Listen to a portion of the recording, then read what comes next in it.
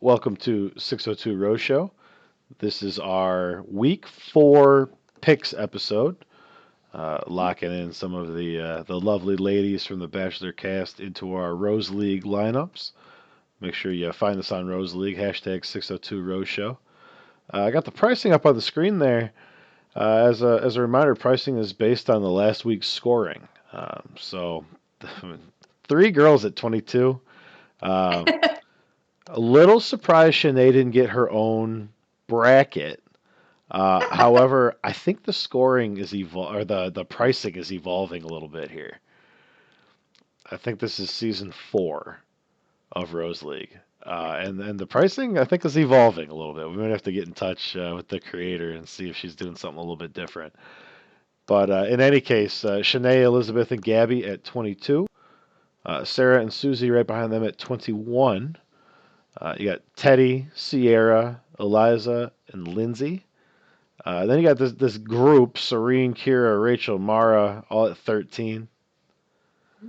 Genevieve chasing behind. I'm sure we'll talk about her just a little bit. Marlena, Hunter, Melina, and Jill. Rounding out the bottom, Jill can be had for as little as $8.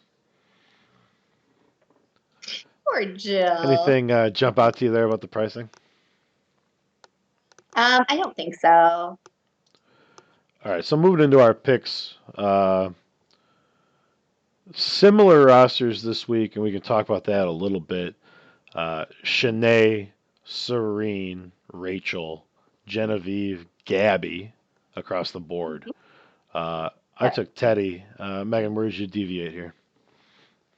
I took Sierra. So, similar lineups. Again, a lot of it's going to be based on what is happening in the episode potentially. One thing we are still dealing with is um, the skewed rose ceremonies, which is an ongoing irritation, but kind of is the way it is.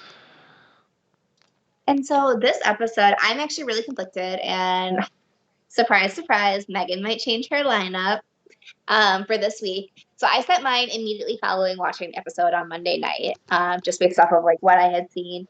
But then on Tuesday, ABC put out their like text about what the episode was going to be next week. If you notice in that text, they do not talk about the second one-on-one date. They heavily describe the first one. They describe the second one. They talk a lot about drama. They do not mention the second one-on-one that we know is coming this week. And so I am worried that because we still have, normally when we break up and like the rose ceremonies in the next episode, it's just the rose ceremony, right? But this time we have the entire cocktail party, aka we have all the drama with Elizabeth and Shanae and the rose ceremony. And then we do know that they travel to Houston. So that's going to be another time suck. And then we have the one-on-one. And then we have the group date. And I think the second group date gets cut and is shifted to another episode. So, in which case I will be changing my lineup. So what we do know, Elizabeth, Kira, and Melina go home. Outside of Elizabeth, I can't think of a single reason you'd want Kira or Melina in for a rose ceremony. And Elizabeth's a stretch. I don't know. If they end up taking up 45 to an hour and she makes points like she did in the last episode and then just gets -6 for getting sent home, that is worth it.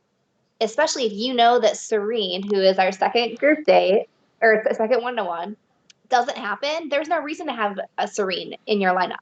And she's a high point scorer right now. So I'd much rather have Elizabeth than Serene if I know Serene isn't getting a one-on-one. The information we have is that both of the one-on-ones that fall before the next rose ceremony, the rose ceremony doesn't take place at the beginning of this episode, both take place in Texas. So there's no chance that Rachel's one-on-one, who is the other one-on-one, right? Rachel, and you already alluded to Serene. Yeah. it couldn't have happened any other time other than after the rose ceremony when they go to Texas. So there's no secret footage or anything with that. It doesn't mean they couldn't, air stuff out of order like they do it all the time, but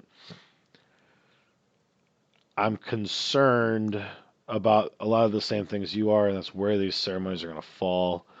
We usually see the one-on-one dates being a touch longer than the group dates are. I don't know if it all fits. I don't think it does. And especially because, again, like we know that this group date, from spoilers, is the football date. We know there's huge drama. This is like where the drama comes out between Shanae and Genevieve. And they're going to want to uber hype that up because that's like the next big thing. We know that Sinead crashes the after party of the date, which is going to be a huge thing, and gets some one-on-one time with Clayton. More than likely, given what the editors have already done so far in this season, we're probably going to see some behind the scenes back at the house of what happens the next morning, right? Um, and so I just don't know if we get a second one-on-one. I know for me, Teddy's in my lineup as kind of like a safety valve. Mm-hmm. I might pivot. I need to see who is on the winning team for the group date because they'll Yeah, all get points for winning. right. Uh, and so if somebody like Teddy, who's a wild card in my lineup, because I have nothing that I expect from her Yeah. other than I know she moves on, Mm-hmm. I might pivot down in the dollar amounts if I can fit it to somebody who is on that winning team. So if we get some more of that footage and I can ascertain, what jersey color Genevieve's wearing and compare it to everybody else, I might pivot off of Teddy at that point. Um, but where it's sitting right now, that's why she's in there for me. Um, no, definitely not the cheapest because I'm still chasing Genevieve. Teddy's actually at 17. So there's a lot of options that we know move on that are cheaper. I just don't know if any of Yeah. them have the upside of Teddy. But again, without any footage, any of the Yeah. girls on the winning team are probably the same amount of upside. Well, and even, I mean, last week we would have been sitting here saying the same thing about Eliza, right? And then Eliza swoops in, and I mean, she was probably worth like 11 points, maybe, and then ends up winning the group ropes.